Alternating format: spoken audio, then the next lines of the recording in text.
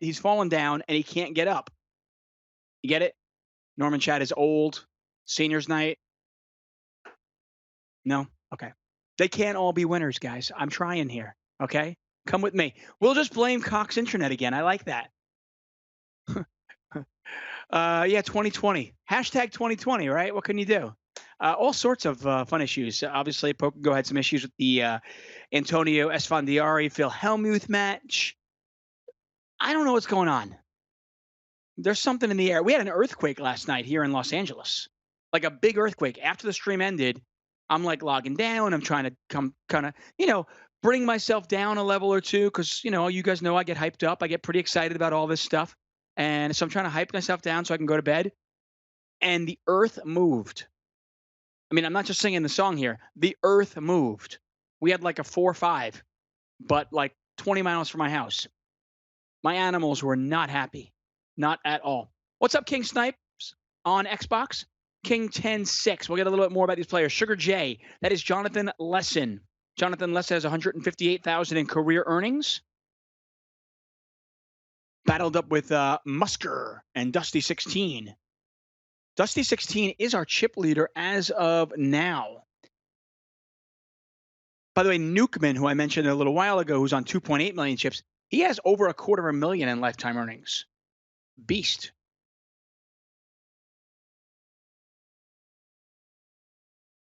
See if we can get more about these players. We don't know anything about Musker, unfortunately. CJD Stable, that is Carmen Demaria. This is his 4th cash of the series, so he doesn't need to play just against older people to find some success here. What's up, Steve Evil? PDX Binby? Riley? Hey, Riley. What's up, Sandy Joy? Love you, Sandy. Hood Smurf. Good to see you here, my man. 126 players got paid. First place, 64,000. Blinds are 16,000, 32,000. We lost somebody before I even came on the air. So my apologies to you if you made the final table and I wasn't able to read your eulogy on the air. That's an unfortunate circumstance. We have to jump over here. Sugar J is going to raise it up to 90K, almost 3x. Standard for the seniors event. Once again, that is Jonathan Lesson. Nukeman's going to defend. So this is 2 players who certainly have a lot of chips. They are currently 2nd and 3rd in chips. Nukeman again is Alan Pock. Jimmy Bluffett's on it. We know that. 765. Sugar J is going to bet here. Norman and Chad will be joining us shortly. Norman Chad, by the way, not only just a pretty face, but he apparently can play poker too. We'll talk about that in a moment. King Snipe says over under on how many people were playing as their quote mom or grandma. I thought that might happen, and I was concerned about that. Obviously, what stops somebody from, just playing on their dad's account? But as evidenced from the turnout with just 720 players, I don't think that was the case. I would say that for the most part, and obviously I can't speak for everybody, I think for the most part, I would say that most of these people are actually seniors. I'm going to go on that limb. I'm going to jump on that off that cliff and say it. What's up, Disco Chad?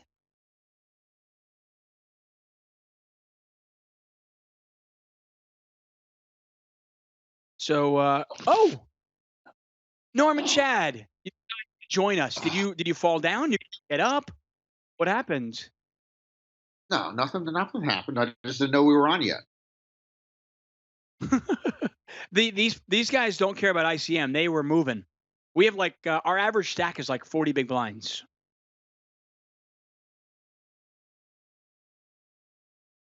Average stack is 40 big blinds. Yeah, I mean, I'll put it this way. Yesterday during the 2K, Wow. on the money bubble, the average stack was 12 big blinds. Here at the final table, the average stack is somewhere in the neighborhood of 40 big blinds, which tells me one thing and one thing only. Seniors don't care about ICM. Well, I prefer the seniors. Even if I wasn't a senior, I would prefer the seniors because they have different priorities. But that's an amazing difference. You're telling me 12 big blinds average on the money bubble yesterday and 40 big blinds average on the final table tonight. Yeah, it's a different crowd. I'm actually underestimating. I think the average stack might even be a little bit more than that. It's somewhere in that neighborhood, though. It's right around 40, maybe 42 big blinds. Blinds right now 16,000, 32,000. We are down to our final 8 players. All these players guaranteed $5,832, but they all obviously with their eye on the prize, 64,000 up top and a bracelet. Norman Chad, let's get a look at you right now.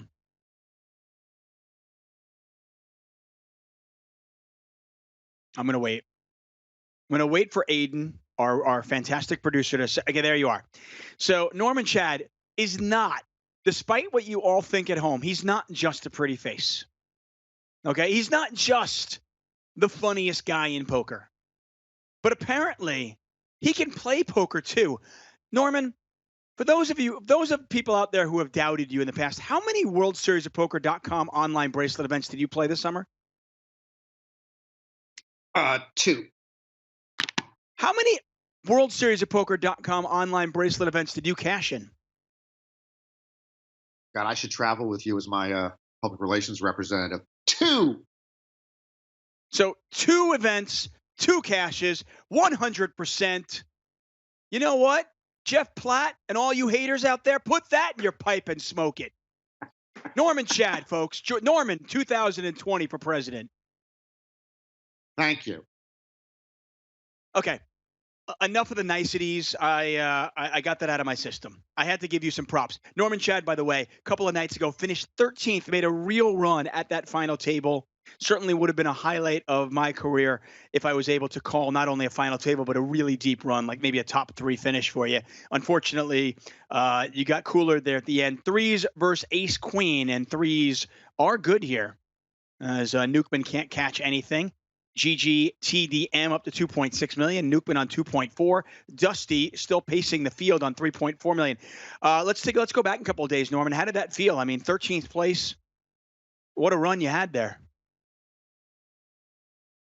Yeah, it was terrific. It's been a while since I've had a run at the World Series, and it was great. A combination of friends of mine were zooming in to watch during most of it, so I had 10 or 15 people rooting for me, which is a great feeling. And then I got good cards. I played really well most of the night.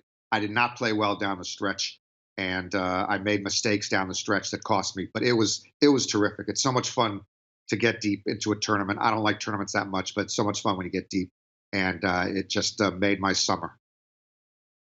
I will tell you that while people love to hate on you because it's just fun, we got an all in here. 10-6 versus 7-8.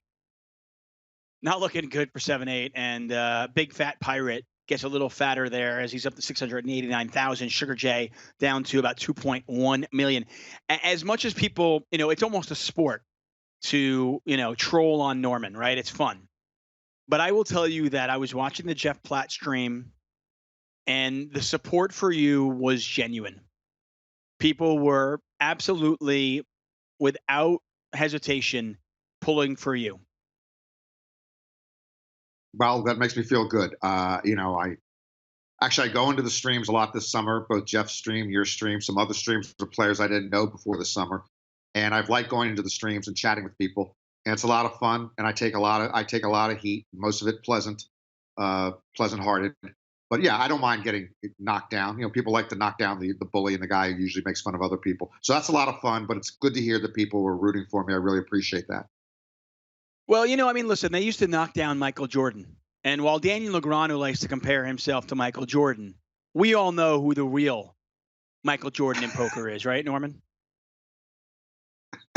No, that's not. You can't even say it with a straight face, can we? Norman Chad, David Tuckman here for event number 30. Thanks for joining us here, guys. The $500 no limit hold'em seniors event. 126 players got paid. Ace Queen versus Queen.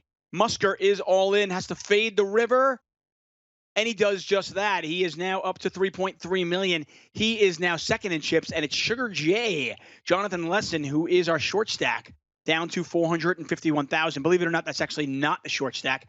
And believe it or not, as short as that seems, because there are players that have 3 million in chips, the blinds are 16,000, 32,000. I just want you to sink that in. We have two players at this final table with over 100 big blinds. Sugar J, who's short-handed, who's short stacked right now, still has what, 14 big blinds? Yeah, nobody's in deep, So, deep trouble. So, wow. I mean, there's just a ton of chips at this final table. It's just not, we have not seen this at all.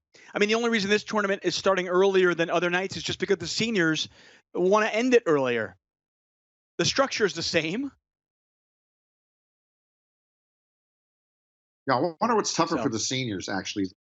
The live game where they have to play a couple of straight days from noon to midnight, and they have to make the final table as a third day, or this one long day in which, if you're in New Jersey right now playing, it's approaching 3 o'clock in the morning, and you started obviously half a day ago. I guess this is easier than the live version, but this is a long, long day. yeah, this is a very long day, and it's a good point. And you wonder, I don't have information about all these particular players, whether they're playing in Nevada or New Jersey, but you have to imagine for the people who are playing in New Jersey, this is tough. Although the adrenaline kicks in, that's for sure.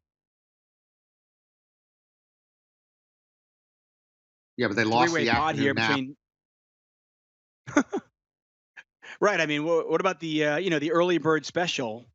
Diners in New Jersey were just like, we can't survive without this. You're now, just for the record, you are over 50 years old. You're eligible for this. I've been eligible for a decade now. Yes, first became eligible in 2009. Would be my first year I was That's eligible. amazing. That's really amazing. Pair of fours are going to win this here. Newkman up to 2.5 million. Gwitch down to 914,000. That is really amazing because you don't look a day over 71. I didn't like the line of questioning when you started it. You did telegraph it a little. You said really nice things about me when we first came out of the air. So now you turned on me in a hurry, which is fine. But I just felt like this was not going to end well. This particular end of part of the conversation. Norman, I have an immense amount of respect for you, but you know where this turned bad? When you told me that you were going to other streams. I didn't realize that you were, for lack of better word or lack of better phrase, a stream slut. I didn't realize that you went to Jeff Platt's stream too. I thought that I was special. Okay, I thought this stream was special. I thought the people in this chat. I thought Jimmy Bluffett and CBX28 and Mike Munier and Dave's Dime. Oh, Dave's Dime. Okay, and Chris2856. I thought they were special here on this chat. But I guess whatever. For you, Yeah, a chat a day, whatever. I I thought stream wise, we had determined we have an open marriage, a modern marriage. We can go out with other streams if we want to.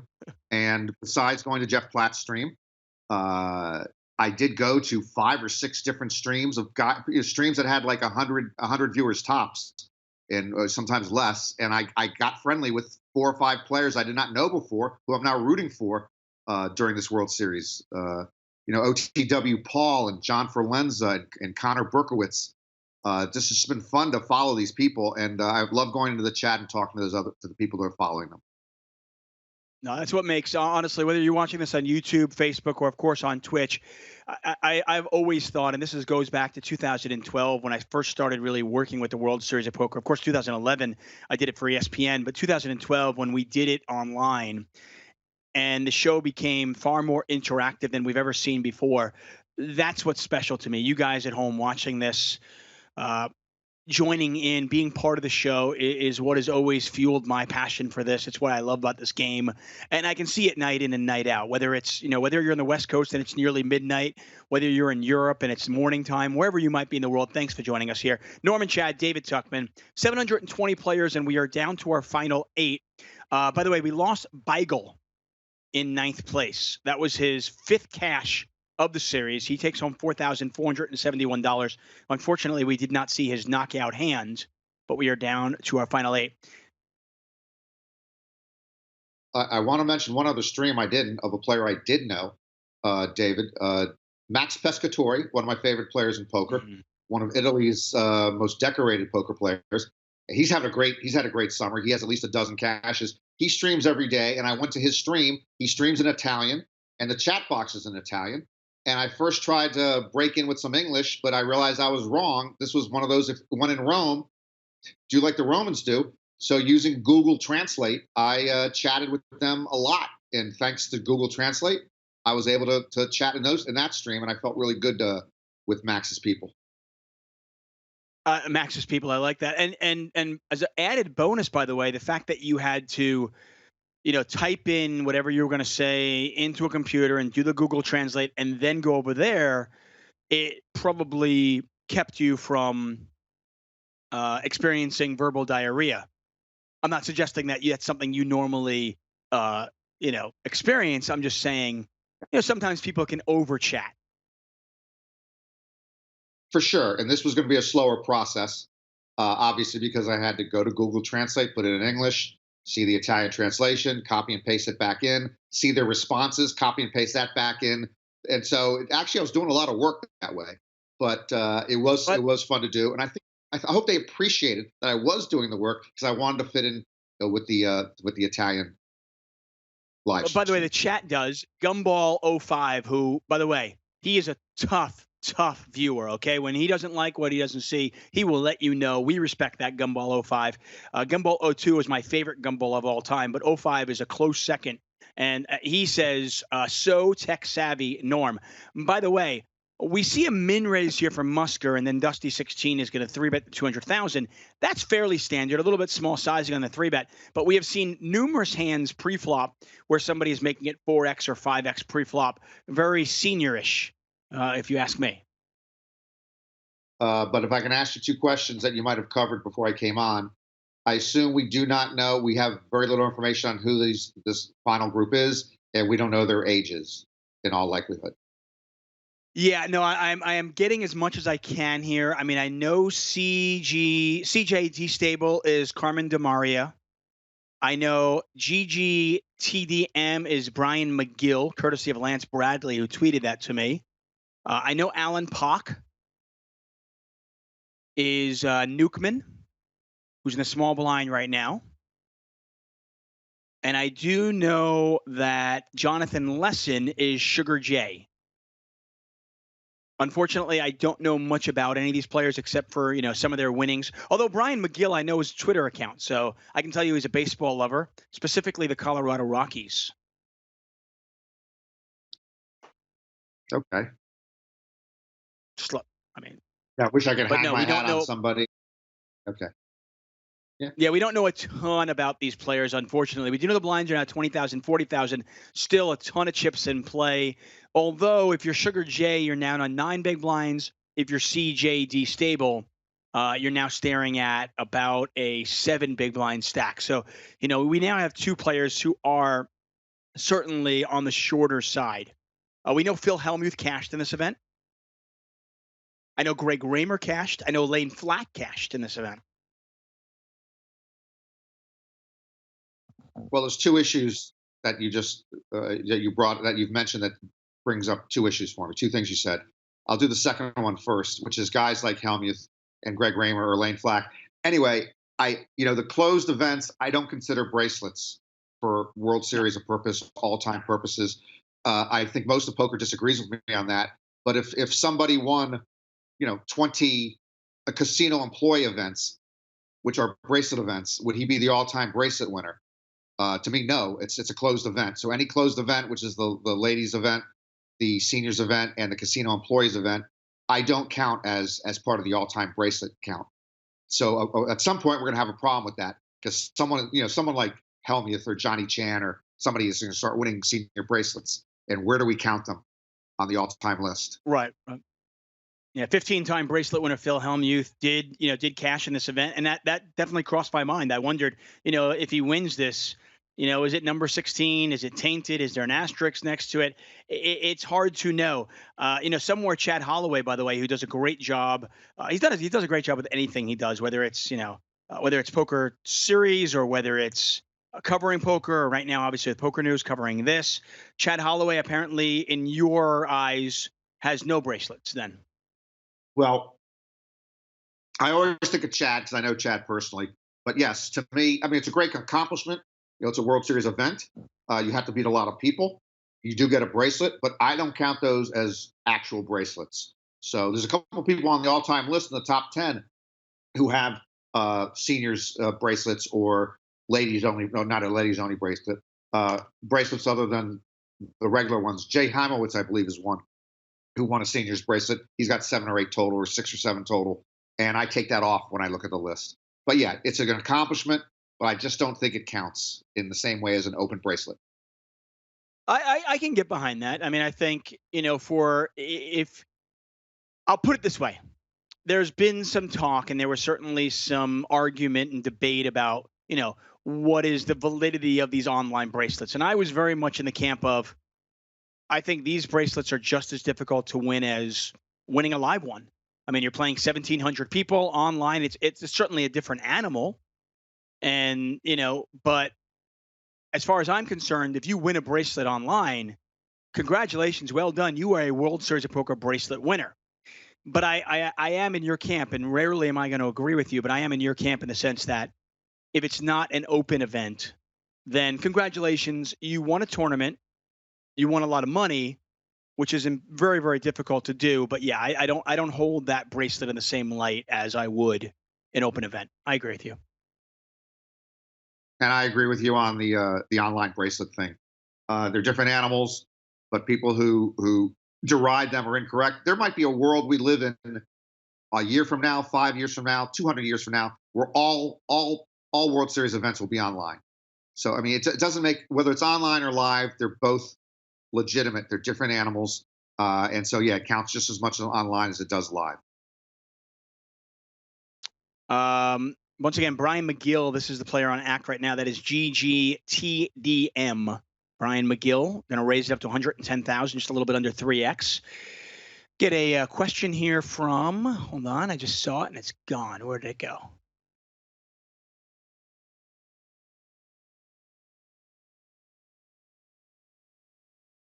By the way, the Hammer, good friend of mine, Wendy. Wendy, she knows by the Hammer. She finished, I believe, in 27th in this event, so congratulations to her. Shout out to my man Dave's Dime, who has been, I really think it should be Davies Dimes. But either way, he is in the chat. He's been doing a great job with Jeff Platt all summer. Luigi also killing it. I watched that stream for a little bit. Reza111 says, Norm, what if somebody wins at the $1 million bracelet event? Remember back in the day where they capped that event at like 48 or 54 or whatever it was? Do you, in your opinion, is that not a real bracelet then? No, that question's come up before. In many ways, that's more closed than any other event. I understand that thinking. But no, anybody can enter it. They did cap it, but anyone's allowed to enter it. There obviously is an incredible financial hurdle for almost anybody entering it. So that's the $1 million one. But we have buy-ins as low as $50 now, as we will have this coming month on GG Poker's part of the World Series of Poker. We have buy-ins, that go 50,000, 100,000, and now we've had the $1 million ones. Those are all open events. Those count as bracelets.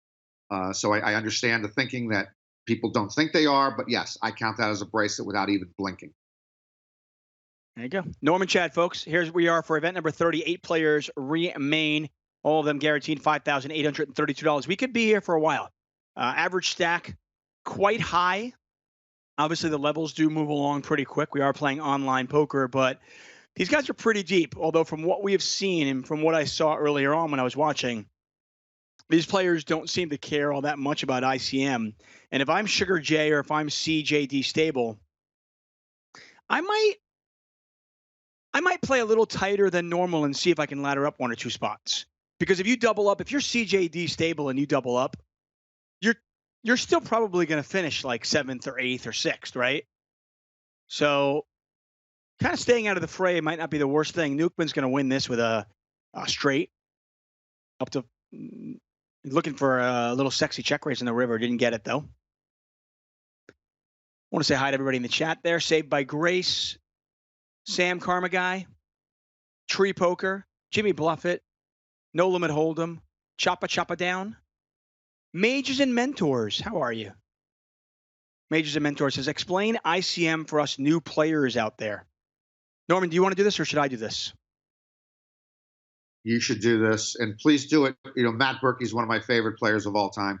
but he explained ICM about a couple weeks I'm ago, gonna and I'm gonna do it in a very layman. It's a seniors event. We try to cater our commentary for the event at hand, but I will give you a very simplified version of it. But essentially, it's called an independent chip model, and it's essentially saying that your chips are worth a certain amount um, at any particular point of the tournament, right? Or a certain amount of dollars. Okay, and essentially what we're getting at when we get to ICM is, what are they worth and laddering up, right? So we start factoring in the money jumps, okay? And when I reference, not somebody not caring about ICM, what I'm basically saying is they don't care about laddering up from say 8th to 7th. They don't care about the $2,000 pay jump. Because frankly, like right now, Musker, who's on 4.2 million, has the chip lead. If Dusty were to get knocked out right now, who has 2.3 million, if he got knocked out, it'd be a catastrophe. I mean, because he could basically fold into the top four, right? If he got knocked out before CJD Stable or Sugar J or Gwitch got knocked out, or at least went all in, that would be just an absolute catastrophe for Dusty 16. And with experienced poker players, certainly professionals, they are very cognizant of those ladder jumps, and chip leaders can abuse them. Pocket nines here for Musker. He's now up to 5.8 million as he starts to separate himself from the field. So you'll see chip leaders in those tournaments kind of abuse the smaller stacks, certainly the medium stacks, because they're in a tough spot. But from what I have seen in this particular spot, these players don't care about ICM, or to simplify it, these players don't care about the ladder jumps as much. At least that's what it appears to be. Was that okay, Norman? yeah, relative to Berkey's explanation, which again I've sent out to a lab for testing, and the results have not come back yet. Still, if you and Matt want to do ICM the musical and you took it to Broadway, I believe it would close within 2 weeks. It would be a financial disaster. But yeah, I think you did a better job than Mr. Berkey. Okay, fair enough. Norman Chad here, David Tuckman here for event number 30. I want to thank you all for joining us. Before we continue with the festivities, I do have some sad news. Through poker, I have met many, many people who I consider a friend. And, some of them through streams, some of them fans, whatever it might be. And I just found out today that a good friend of mine passed away just 2 days ago. He wasn't that old. He was eligible to play in the seniors event. He has played in the seniors event before. His name is Mitch Price. And you might have played with him at some point or another. He was a huge poker fan and a great dad to his son, Nathan, a good husband. There's Nathan. That was actually at Eaton Canyon where he and I went hiking.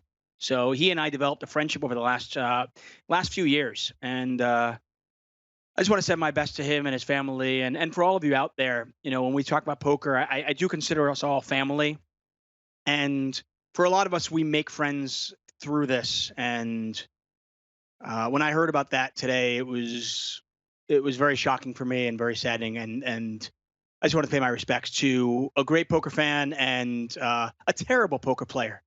I can't mince words, Norman. Mitch was an awful poker player, but a great guy. I'll leave it at that. Well, as awkward as it is to go from that to something else, we are here for a World Series of Poker online bracelet. I appreciate all the well wishes in the chat, guys. Thank you very much. We are here to award a bracelet, and of course, $64,000 up top. Norman Chad and myself are here for that. And of course, what this tournament has no bearing on is the leaderboard. To Norman's point, only open events are here for the leaderboard. And let's take a look at that leaderboard right now, if we can. There it is. A Poker Joker 2, Ian Steinman, current leader in the clubhouse. I say the clubhouse, but he's not really in the clubhouse because he still has one more tournament. But you know what I mean. So A Poker Joker, who's had a fantastic series, won a tournament a few days ago. Ian Steinman has probably one of the best poker players that nobody had heard about before this series. 4 straight years with circuit rings, and then he cements that with 3 final tables this summer. And of course, a bracelet. I'm sorry, Ryan Torgerson. Oh, what a story he's been. He finishes in second place one night. 24 hours later, he wins a bracelet. And about 10 days after that, he comes in third. Robert Kuhn, busting balls. He was a star early on, won a bracelet, came in fourth in another event, and he's been an absolute stout. He's up 2,954 points.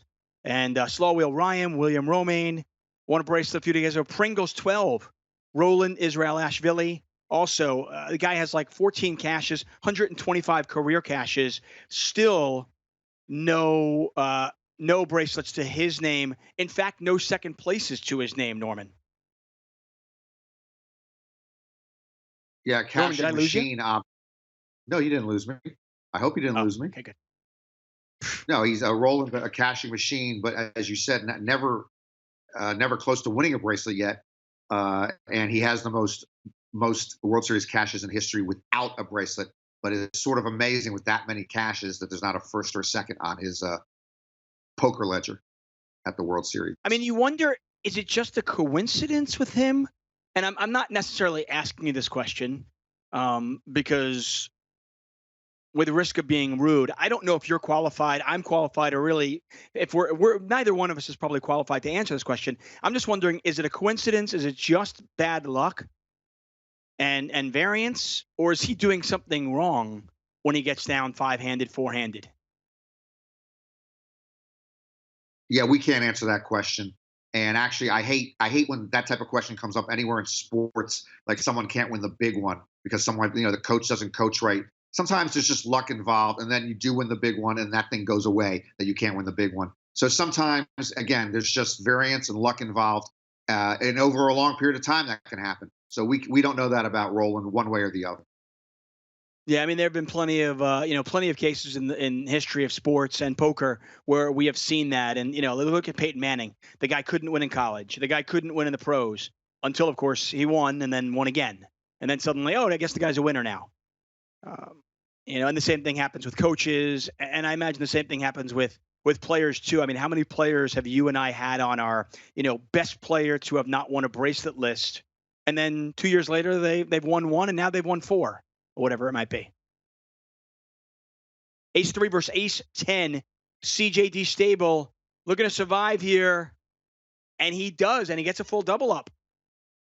Still very short, though, as the blinds are 25,000, 50,000. So still under 10 big blinds, but certainly better than getting knocked out. If you're Sugar J, you're obviously a little disappointed about that. Would have been nice to get the little pay jump.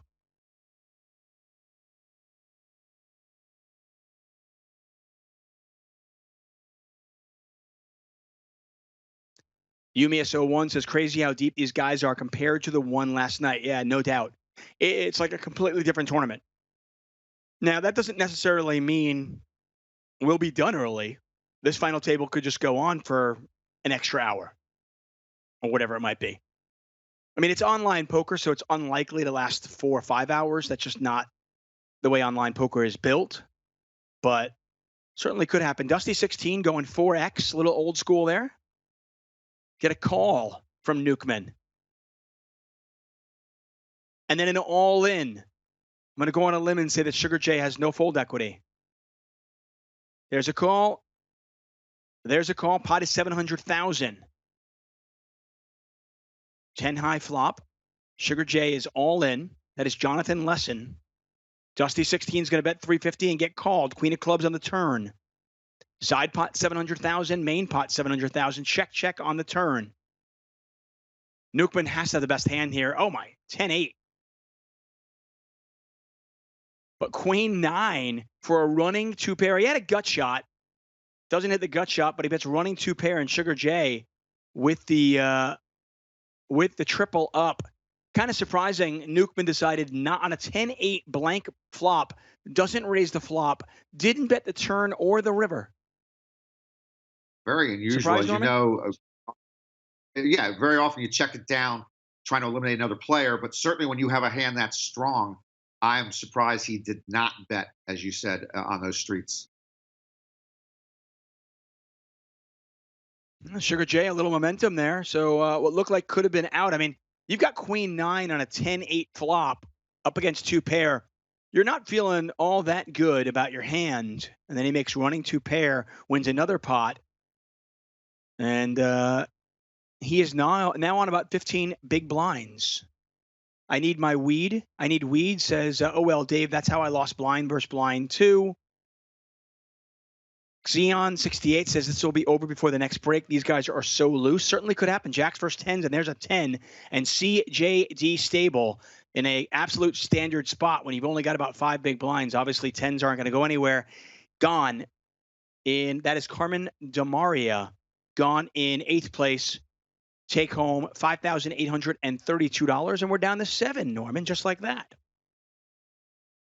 And speaking to how the play might go fast, again, I do believe it is a factor that even if you're in the Western time zone right now, it's after midnight. And if you're back east, it's after 3 o'clock in the morning, and you tend to play hands that you wouldn't otherwise when it gets very, very late, even though it's a World Series bracelet event. So I do think they'll be a little looser and more aggressive than you would find earlier in the day or with a younger crowd.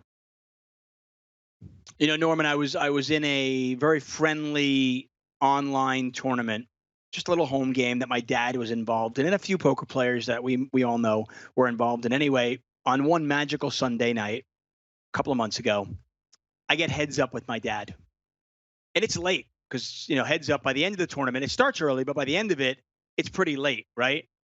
Not this late, but he's in Florida, so it's late for him. Big Fat Pirate is all in. I imagine he's going to get called. He does. Ace King versus Queen 9. Ace King. Can I hold? Big sweat here. No. Queen 9 is just an absolute beast at this table. He got there the other way. Queen 9. With Queen 9. Yeah, Queen 9 can't lose. Musker up to 5.4 million. We lose Big Fat Pirate. And I would have thought that Big Fat Pirate was Max Pescatore, by the way. He would just be Pirate, not Big Fat Pirate. Say, I mean, he could lose a couple of pounds, couldn't he, Max? No? We all could. Fair enough. How's your dog, by the way? How's Blue? People want to know. She's sleeping right next to me on the couch right now, and she's doing very, very well. She actually was playing online earlier tonight. Captivating? It is not ghosting for you? Not awake. She's not ghosting for me commentary wise or online wise. Even though sometimes I play poorly enough where I should let her click the things with her paw instead of me.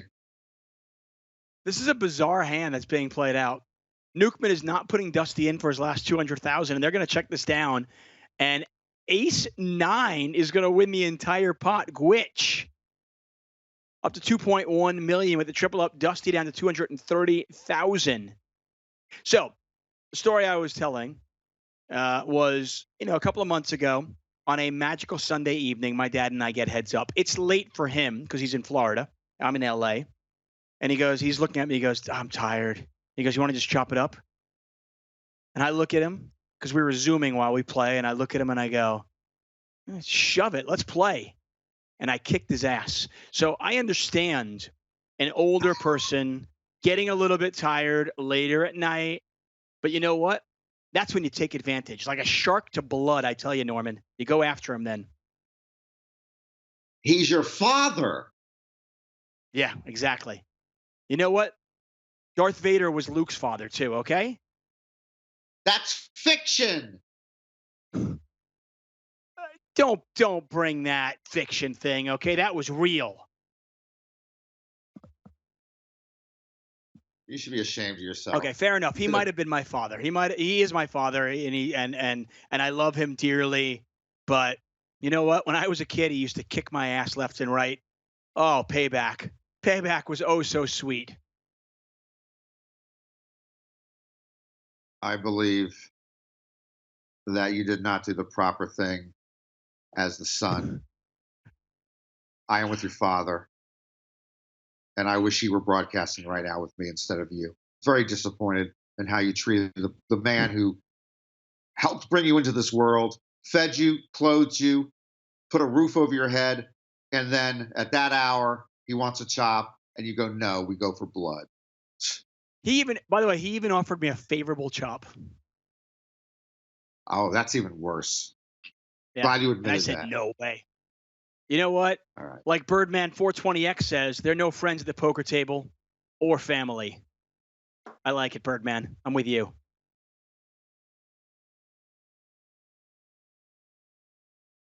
So one of I the, will we've tell had a you lot though. of victim. Go ahead. Go ahead. No, please, you. You go ahead. No, please, Norman, you. Please stop. You're too nice. All in It's here. like a We're gonna get called. good. Dusty 16 is all in with King 5 versus King Queen. There's a 5 though. Queen on the river to eliminate him. Oh, there it is. Queen of Spades. I didn't mean to call it. My apologies, Dusty 16. You have been dusted off. Dusty 16 gone in 6th place. They are falling like flies. $10,432. And yes, I did use that reference because you tweeted about it, Norman. Yeah, because someone else said I tweeted about it because either you or Platt was talking about people falling like flies on a previous stream, and so I tweeted. You know, we always hear that they're falling like flies, and how come there's so many flies still out there? Huh? Can you answer that for me? There are a lot of flies out there. I hate flies too. I'm such a disgusting little creature. I'm not a fan of the fly. Scooter227, what's up? Sappy888, thanks for joining us, guys. Vapor Trail, Liquid Script. Thanks for joining us, guys. We are back at it tomorrow night, by the way, guys. We have one more magical evening for you. And it would be enough if I just said it's the championship, the No Limit Hold'em Championship. It's $1,000 buy-in. It's the final day. All of that should be enough to bring you out to watch tomorrow night. But if you need more, if you want more, how about the one and only Maria Ho as my guest tomorrow night? Maria Ho and I are in a sort of a bad place right now. I will listen tomorrow night, but we just have not. We haven't been connecting really well, and we've been at each other's throats. And I hope it just passes over.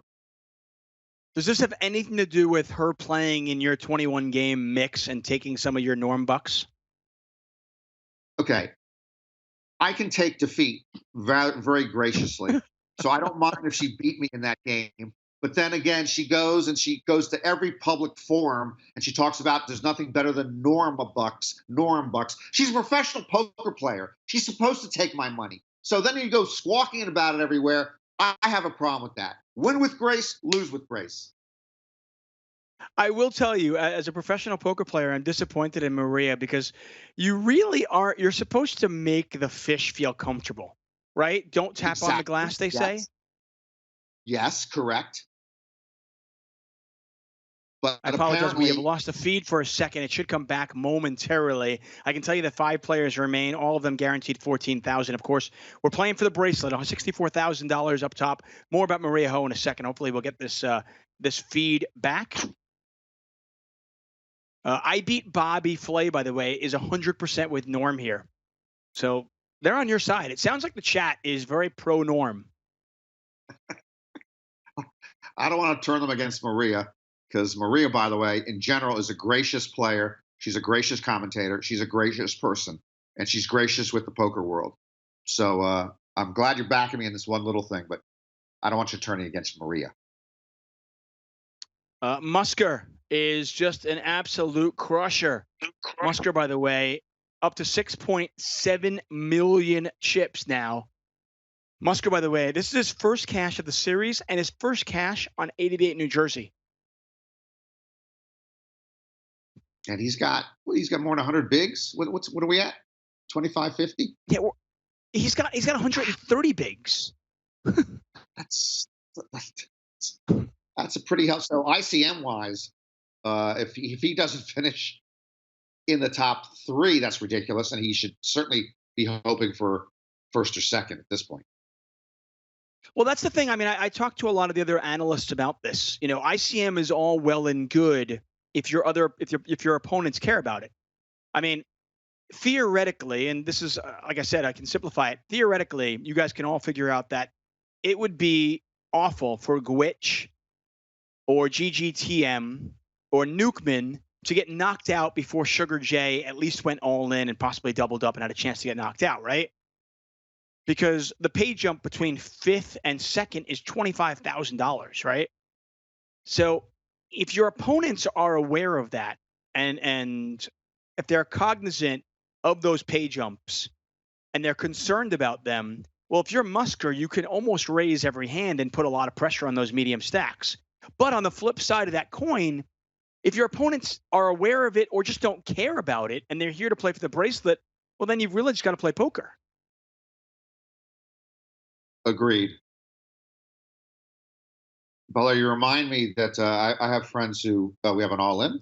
Let's take a look. See. We do. It's okay. Go ahead. Keep going. See if anybody I'll calls see them. if you Nobody could. called. I have a couple of really smart friends who combat GTO and they just blow it up. They go the other way. And actually, when they're short stacked, they just decide to put maximum pressure on the GTO people all the time with any type of hand. And they think that they can actually tilt the GTO people by playing this whatever you want to call it. Now I wouldn't call it exploitative uh, strategy against GTO, but it is a strategy that just ignores GTO and makes the GTO people go, what the heck?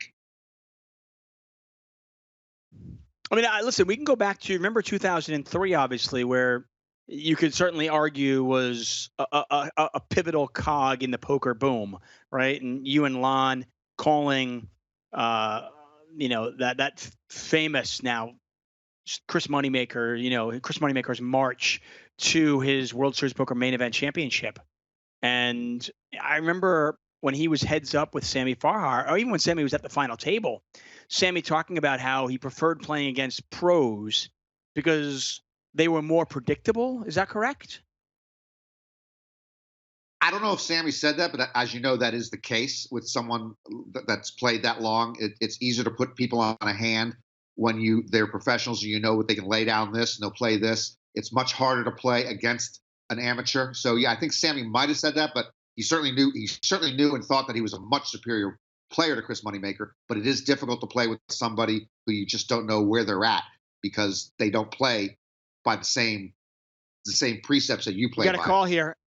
9-8 versus 8-6. Wow, what a turn. Both players hit their 8. Musker had a flush draw as well. Didn't get there. And Sugar J just went from 700,000 to 2.2 million. What a hand indeed. Just this is a fun one. 5-handed. All these players guaranteed $14,256. It's amazing, Norman, when I think about where poker came from, back 17 years ago, 18 years ago now, and where it is today. You obviously were, you were involved in poker way back when. Just can you talk about for a moment the evolution of the game? How have you seen it change? For good Well, and I for still bad. have a limited. Yeah, as far as no limit, we're talking when we're talking about poker, we're talking about no limit hold'em, Right, which obviously. continues to be the game that I do not play and I do not understand.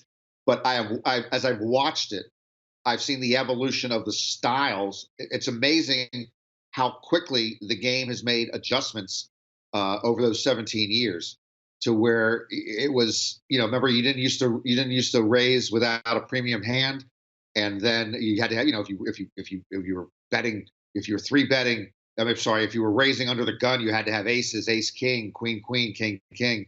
The game then changed to where it became a game of chicken, where you were three betting, four betting, five betting with nothing.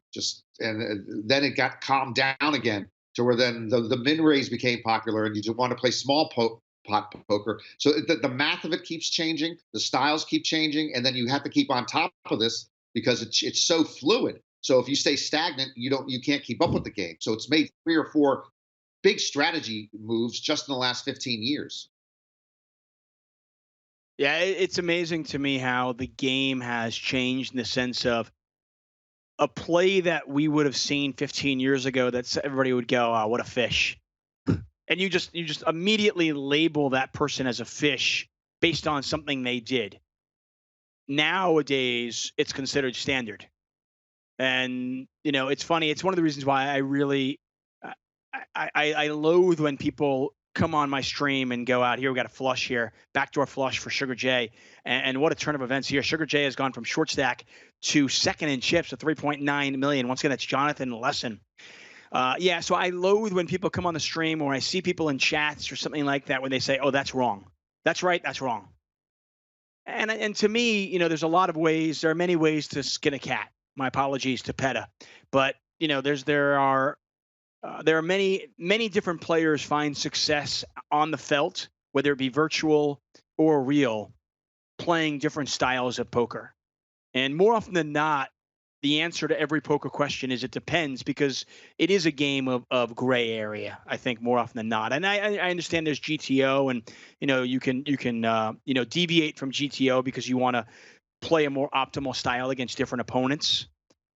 But it's one of the reasons why I love this game so much, because in many ways it's unsolvable. And I do know, certainly at a cash level, which is different than tournament, I have seen people, when I play games, I have seen people who play two completely different styles who always are winners at the game. One might be one of the tightest people at the game. The other guy might be loose aggressive. But because of instincts, because of knowing where they are in a hand, stuff like that, sometimes both the tight guy and the loose aggressive guy, both are two of the biggest winners at the game. So as you say, you can skin a cat more than one way. For sure. Musker back up to 6.6 million. The story right now is really Sugar J, who has been a roller coaster ride for sure. Up to 3 million, down to 700,000, back up to 3.7 million. All in here from GGTDM.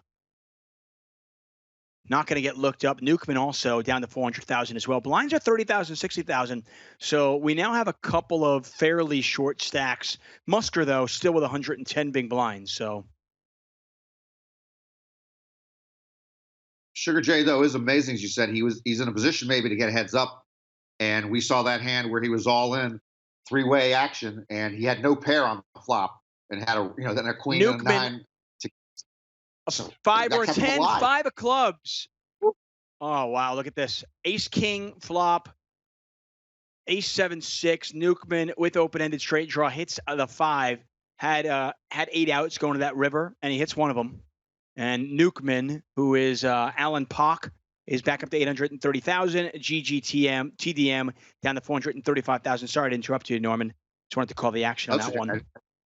Yeah, I didn't see the all in there. And I was just talking about Sugar J's all in, where he really was just dead to rights pretty much on the flop. He did have a gut shot, never hit the gut shot, but hit one pair on the turn, a second pair on the river. And now he's in great position and has a real good chance to get heads up in this match against Musker.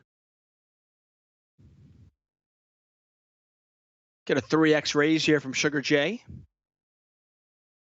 Nobody gives him action. He's up to 3.8 million. I will tell you about Sugar J. If he gets chips, and he's got some right now, he strikes me as somebody who might make some noise. Jonathan Lesson, once again, 158,000 in career live earnings.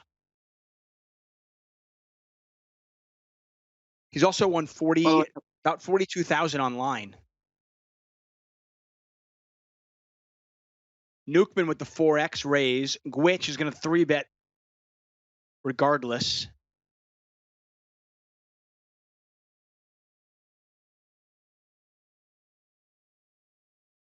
Ladia Cardia says, I'm only here for Norman. I get that. Oh, wow, we have an all-in. Musker's got to have a really strong hand here, you imagine. 2 folds, and Musker up to 7.4 million. A raise, a 3-bet. So the raise was to 4x. The 3-bet was to 11x. When I say 11x, I mean 11 times the big blind. And then Musker just moved all in. So in the future, I know you're not going to do this. Why don't you say that the 3-bet was then for 11 times the big blind? Because some of us don't know what 11x is. I know it takes you longer, but if you have to say it in 3 different languages, just use the language that is the lowest common denominator. Just tell me it's 11 times the big blind. You low life on a stick. Hold on a second. Let me just. This is good because okay. So the other night I had Joe McKeon on, who's obviously a 3-time bracelet winner, the 2015 World Series of Poker main event champion, and he gave me advice. He gave everybody advice, by the way, and here it is, guys, for all of you. That's his advice. What's it? Don't suck. Finish top 3. Right. That was Joe McKeon's advice. GGTM DDM, by the way, just doubled up to 1.1 million with a pair of tens. Gwitch down to 1.3 million. So that was Joe McKeon's advice, and I'm going to get your advice here. Hold on. Let me just write down Norman's commentating advice, because you know what? You're never too old to learn. So let me do it here. Norman's commentating advice. If you could email me a list of all of your notes, that would be really fantastic, Norman. Me aprieten mucho los zapatos. Y tu mamá. Ha! I'm gonna hold on. Let me Google Can somebody Google translate that for me now, please? Anybody? I can tell you. Rob Sotheby, what's up? Welcome. Blinds 30,000, 60,000. Musker gets a walk. It's nice to be the chip leader. He's on 7.5 million chips. Still five-handed. There's a ton of chips in play. Blinds are 30,000, 60,000 as we fold around to the blinds. Musker in the small blind. Now, this would be like an ICM situation where Musker could theoretically put a ton of pressure on Sugar J. Sugar J just theoretically, from an ICM perspective, really shouldn't want to get involved with Musker too much. Whether or not that plays out that way, who knows? It's not going to completely shut down. I hope we have an all-in, and we do. Ace Jack versus 10-6, and we get a double up for Newkman.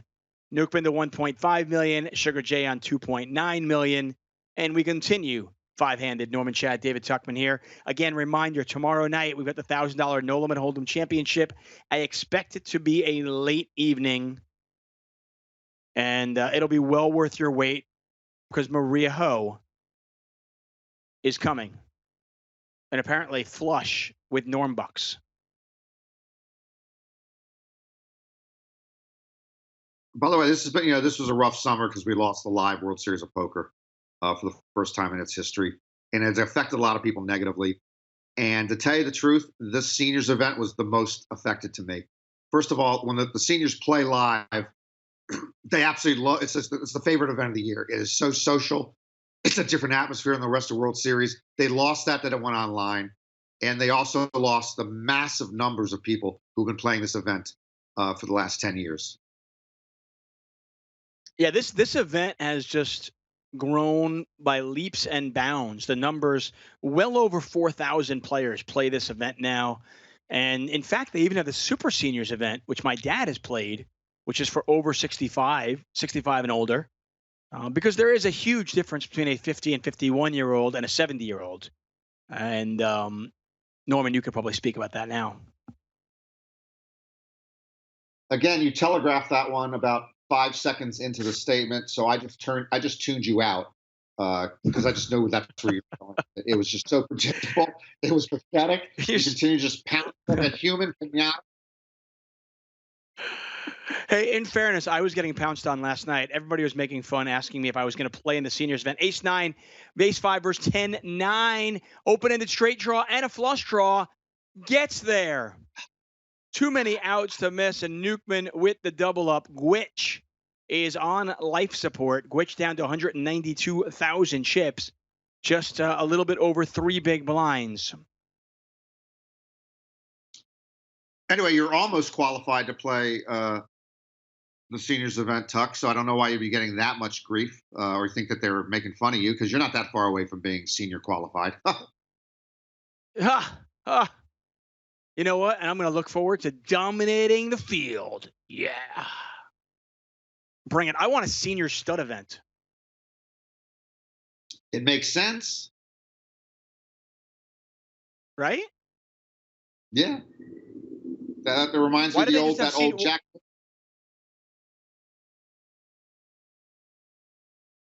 What are you going to remind me of? Say it again.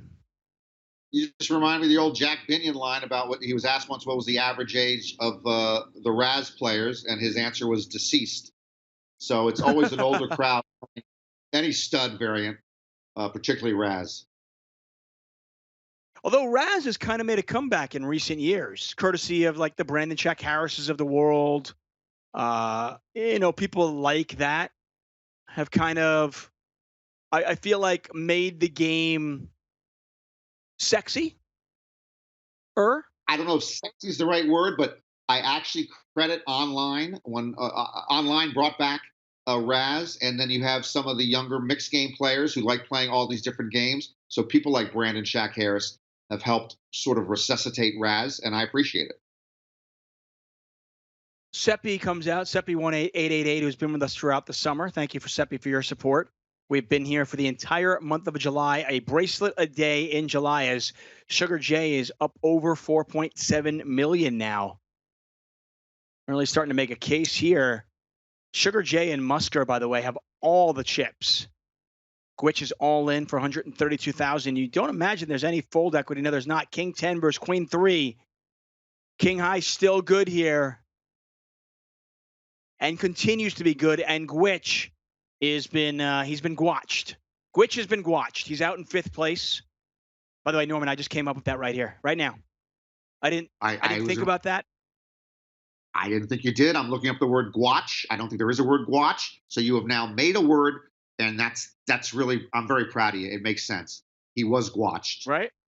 I figure if there's anybody in the world who's going to appreciate me saying Gwitch has been gwatched, it's the man who says bamboozled. Ace 5 versus King 4. Nukeman in the lead. Will it hold? It will hold. Ace High bang, holds. bang, bang. Nukeman up to 2.5 million, and just like that, we're down to 3. So Gwitch was gwatched in 5th. He takes home 14,000. Then we lost our good man. Hang on a second.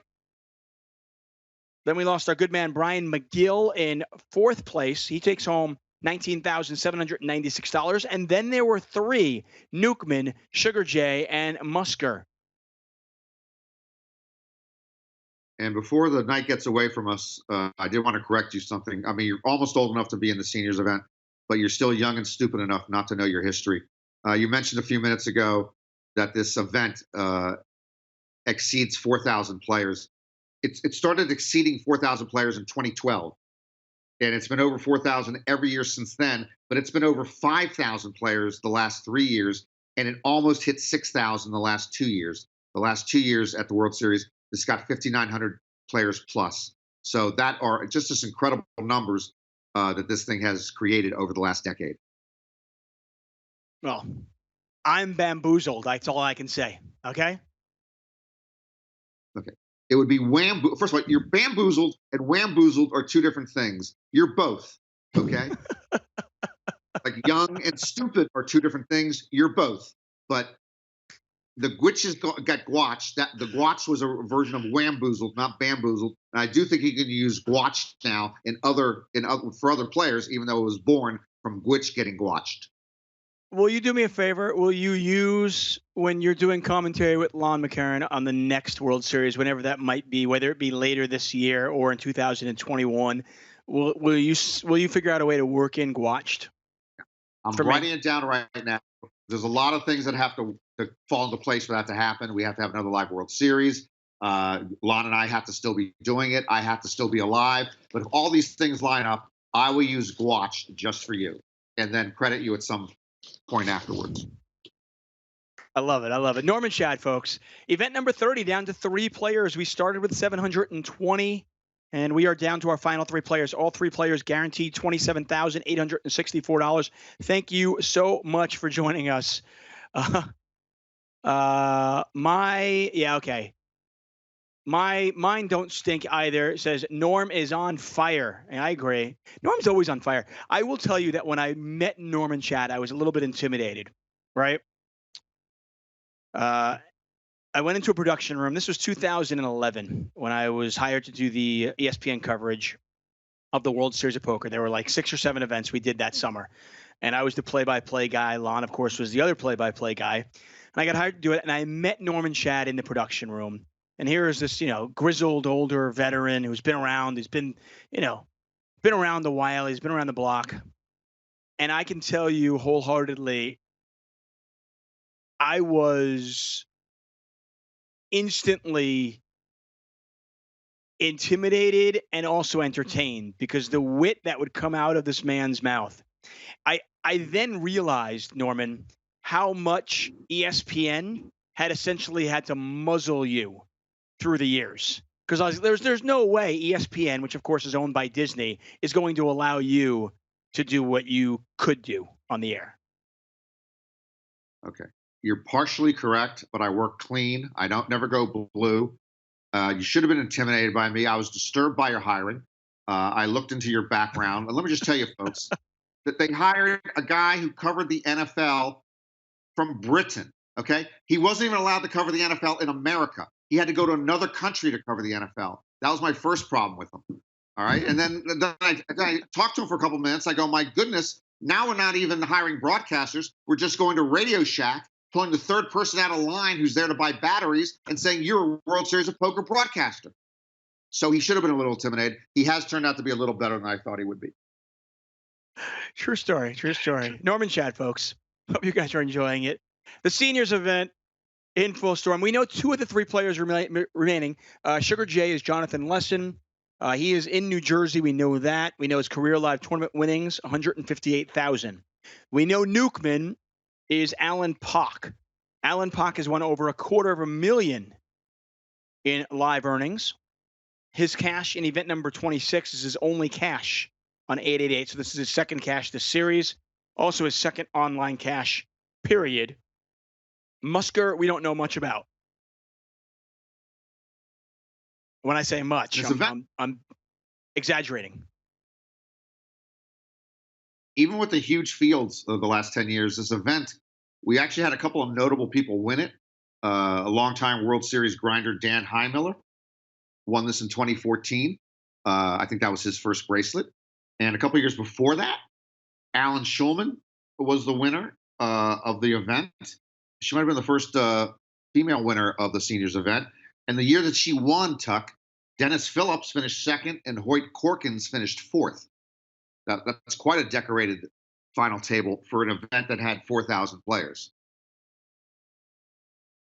Yeah, that was. I actually remember commentating on. I think it's Alan Jeffrey Schulman's bracelet win. She was about as excited as I've ever seen anybody winning a bracelet, which obviously you expect when somebody's winning a World Series of Poker bracelet. But it was an absolute breath of fresh air to see, and of course, Alan Schulman of the card player family, Barry Schulman. That whole family plays poker. Hey, Barry Schulman's made the World Series of Poker Europe main event final table, and son Jeff Schulman's made the World Series of Poker final table. In fact, Barry won it. Didn't he beat Daniel Negreanu heads up? Queen 7 versus 8 and 9. I think you're right. I am fairly certain, because I believe I was actually commentating on that as well, and I'm pretty sure it was Daniel Negreanu and Barry Schulman heads up for the World Series of Poker Europe at the Empire Casino in Piccadilly Square, and Barry Schulman won. Their son also plays poker. So that's, like I said, it's a poker family for sure. That was a big pot there for Newkman. We got an all in here. Ace 10 versus threes. How about a flip for it all? A king, an ace, or a 10 or 6. River, it's a queen, and the threes hold. How did that happen? Newkman down to 1.2 million. Sugar J up to 3.2 million. And we continue three-handed.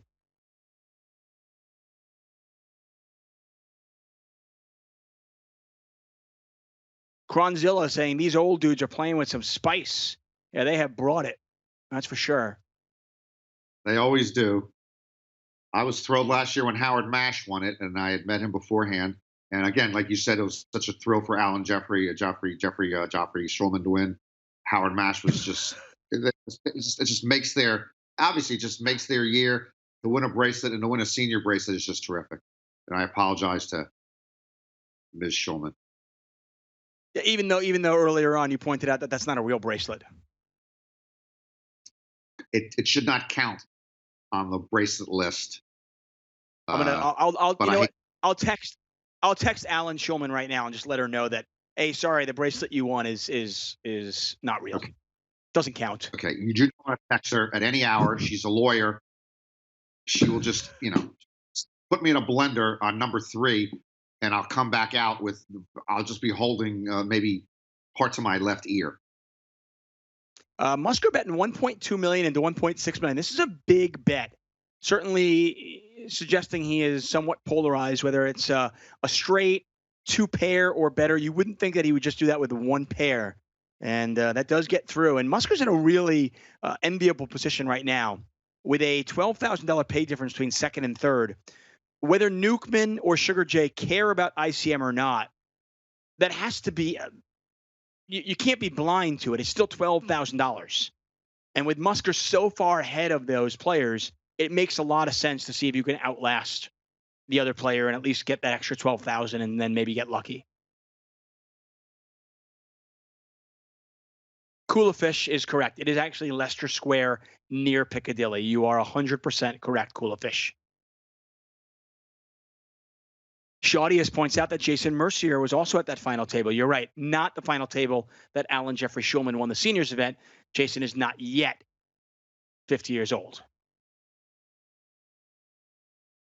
Let me know when he turns 40. Right. Although, well, I think some of the hair on his head, on his beard, is turning 40 already. Have you seen a picture of Jason lately? He looks like Tom Hanks in Castaway. That's a pretty thick beard. That's unfortunate. I mean, I don't a well-groomed beard, but if it's a Castaway beard, my lord. Somebody in the chat was just asking me if I had heard about the Dean Eggs Doug Polk hoopla, and yes, of course, I have heard about that. And Norman, have you heard about this? Do you have a take on the Doug Polk Daniel Negreanu hoo ha ha? Well, I just wish they'd get it over with at this point. This particular grudge has gone on for too long.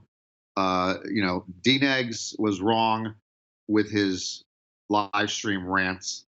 I don't even think there's any doubt about that. Doug Polk, I thought, retired from poker. So he continues to torment and troll Dean Eggs with stuff he does online, even though he's retired from poker. So now they're going to get together and have this heads-up match. And I just hope it is concluded sooner than later and that nobody loses any part of their body. I feel like that should be a condition. We got a raise here from Musker and an all-in from Sugar J. It is $1.4 million back over to Musker. He's in a good spot. He doesn't need to eliminate anybody. If he can keep this three-handed for a while, he can just win 300,000 here, 200,000 there, 100,000 there. Don't need to call unless you have a really decent hand. I feel like there should be a condition in their heads-up match.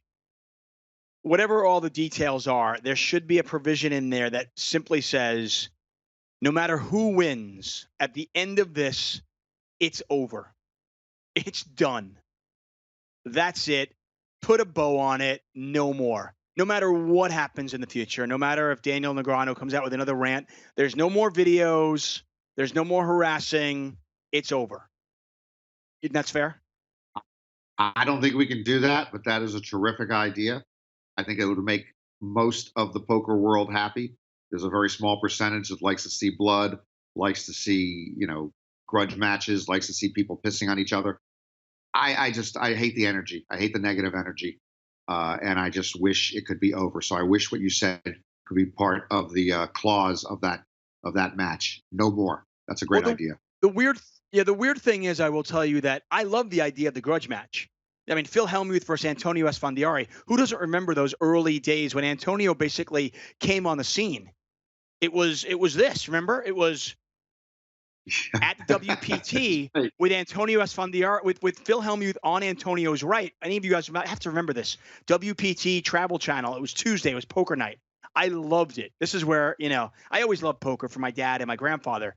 But watching those shows and then Chris Moneymaker and listening to you and Lon, the passion that is still burns inside me for this game. It started there. But I remember Antonio and Phil Hellmuth, that rivalry started back then.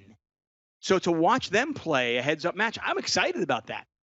But to your point, it seems like it's good-natured and more on a positive side of it. I'm excited to watch Daniel Negreanu play Doug Polk heads-up. I think that could be really fun. I'd love to see him play 2 games. I think they're only going to play No Limit Hold'em. I would love to see him play 2 games, but whatever. I love that. But as you mentioned, I would prefer these matches be born out of positivity as opposed to the negative energy that it is born from.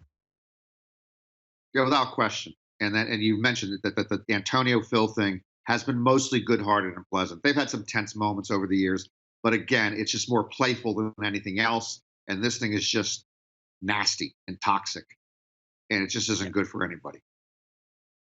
No, and I don't really know what a no limit heads up match is gonna. I mean, I don't think there's ever been talk amongst the two of them going like, well, you stink at poker, you stink at poker. So I don't really know what a heads up match is going to determine, except like, okay, good, you played heads up. I thought actually Mike Gordinsky, Gordo, of course, who many of you know, bracelet winner, a fantastic poker player, lives in San Diego. He came out and said, "Oh, trip fives here versus King Jack. Newkman's out. Musker hits trips Bang. on the turn, and you just can't get away from top pair there. And Newkman gone in third place. He takes home $27,864. Their heads up, and Musker with just an absolute enormous chip advantage. Now, I've seen crazier things happen. If Sugar J can double up a couple of times, we're playing deep stacked heads up poker, but right now, Sugar J just doesn't have that many chips. He only has 20 bigs.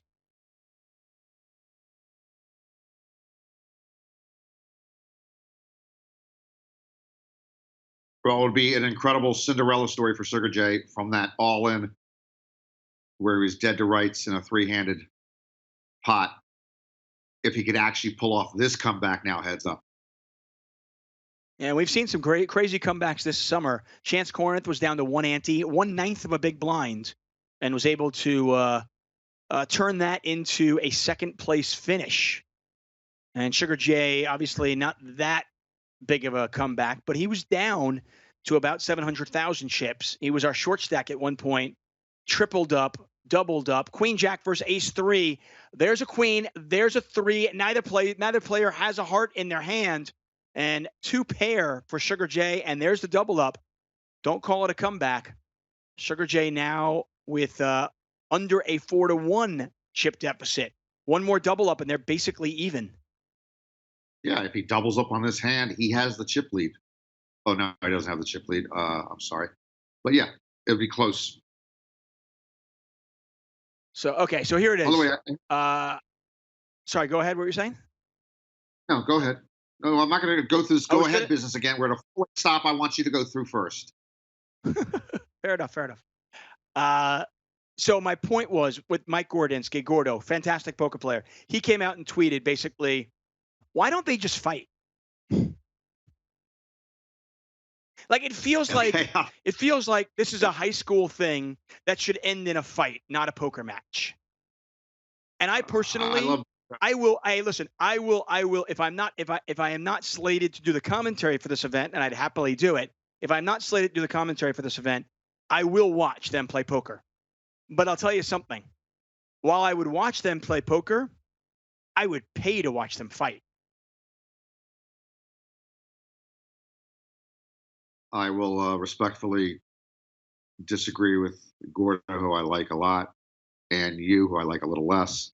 I have no desire to see these poker players, and we've had a couple other fights in the past, and some of them are playful again. Yeah, well, not playful. Antonio fought Kevin Hart. Who did Olivier Bousquet fight? Wasn't another poker player? I forgot the guy's name too. But he actually fought somebody who was trained in MMA, but Olivier had like Right. 40 pounds on the guy.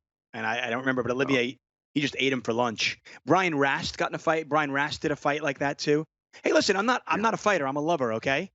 I'm just saying, when you look at the history of Doug Polk and Daniel Negreanu, and it just feels like if this were to end, it would end in a fight, or as somebody said in the chat, it should be like an Alexander Hamilton, Aaron Burr ending. It feels like that's where the ending should be and not in a poker match. But hey, this is where we're at. By the way, they both have. Jay, It's kind of weird. They both wear tank tops. I used to give Doug Polk a lot of friendly banter about him wearing a tank top in the card room, and he was just comfortable in it. Uh, Daniel is now wearing it because he's whatever, he's ripped. So I definitely don't want to see Daniel in a tank top, but I don't want to see anybody in a tank top. I like people who dress a little better around the poker table. Like me. Don't get me started with you. I've told you in the broadcast booth, I'd like you wear something other than a, you know, New York Islanders jersey, whatever jerseys you're wearing. But I can't win that argument. So wear what you want. Fair enough. Fair enough. Norman Chad here for event number 30. We are back at it tomorrow. Maria Ho will be here July 31st, the $1,000 No Limit Hold'em Championship. Queen 10 versus King 5. Another pot for Sugar J. And look at this. What was about an 8-1 chip deficit is now a 2-1 chip deficit. Sugar J fighting back. Once again, that is Jonathan Lesson. Both these players looking for their first bracelet. By the way, you mentioned Olivier Bousquet fought somebody. It was JC Alvarado. Thank you to our research staff, a.k.a. Saum.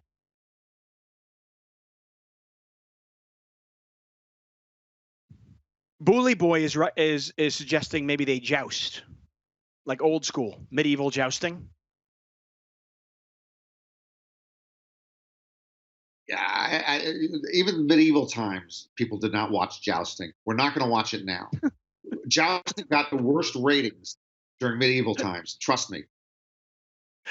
The worst ratings. It got the worst ratings. Okay, I'll trust you. What about like Revenge of the Nerds type? I know I'm dating myself with that movie reference, but what about, you know how they ended the Revenge of the Nerds where they do the Olympiad thing? What about something like that? No, no, 1,000 times no. Let them play poker. Let them trash talk with each other. I don't want to see anything you've suggested. I do not want to see. I do want it to be over. You made that suggestion. That's a great thing. Whoever wins, whoever loses, it's done. Well, that has to happen. End it. Estoma Gordo says, trust Norm. He was around during the jousting years. Well played, sir. Yeah. Yeah, I'm not in the chat, as you know, right now. I can't see the chat. Take down his name. I just take down his name. He's getting a star. It's not a good star. He's getting a star. I will do some betting on him after the show is over. I want his name. I'll be taking these cheap shots from these shoe clerks and crumb bums in the chat, which I can't even look at. Well, if there's any consolation here, Queen 9 is going to be good here. Sugar J never got there.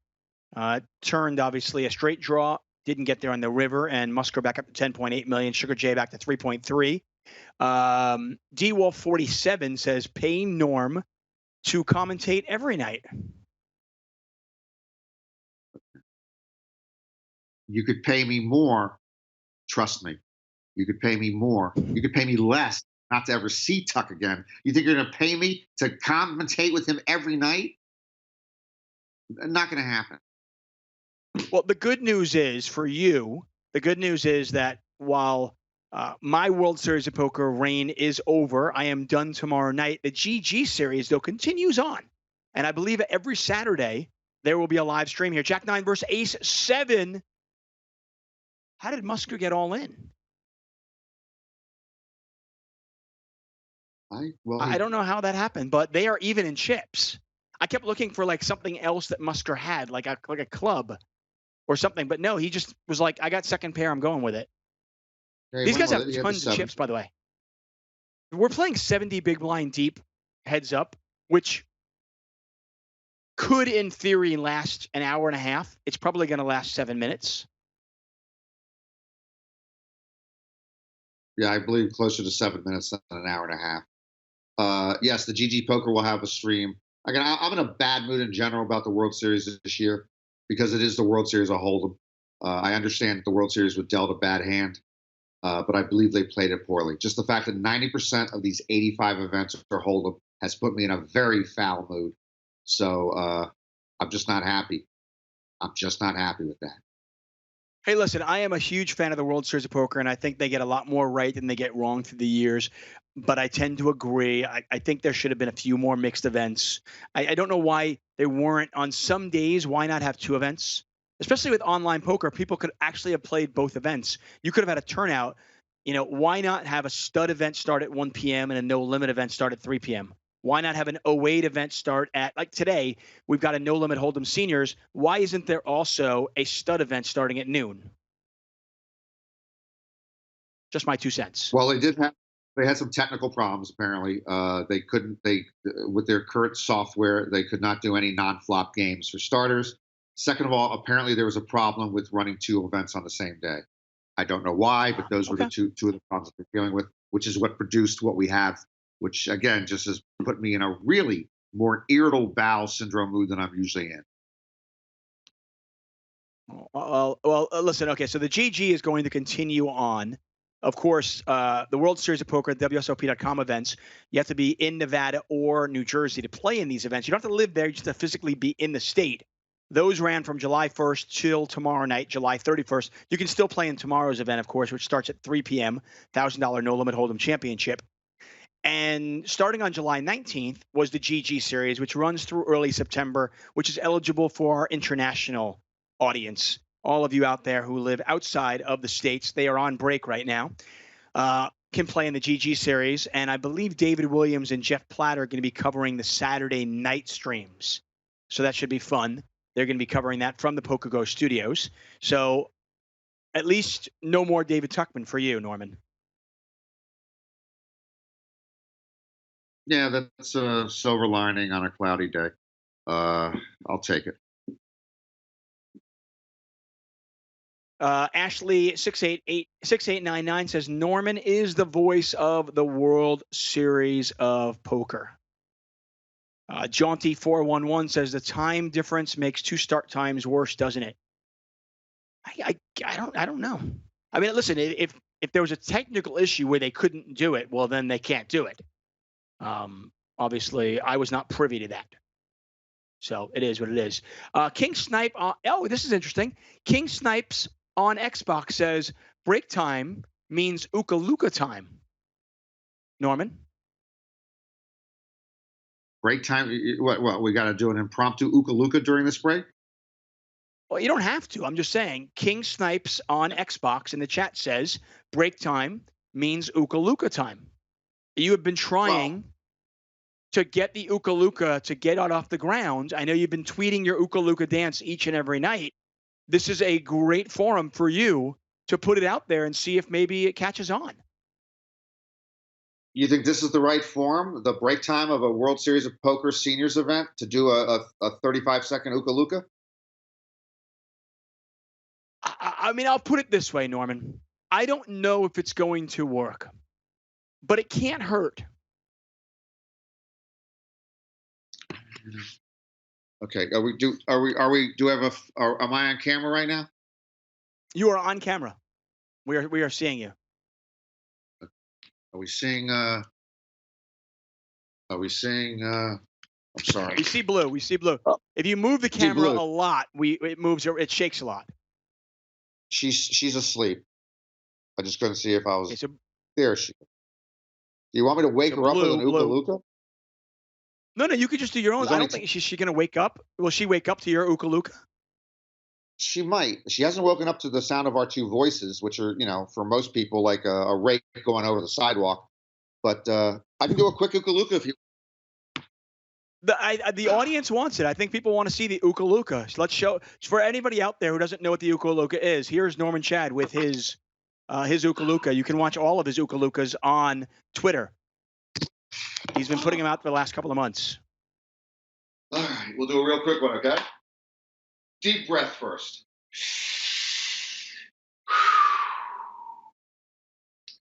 Lean to the left, lean to the right. Glance at the heavens and dance all night. It's time to Uka. It's time to Uka.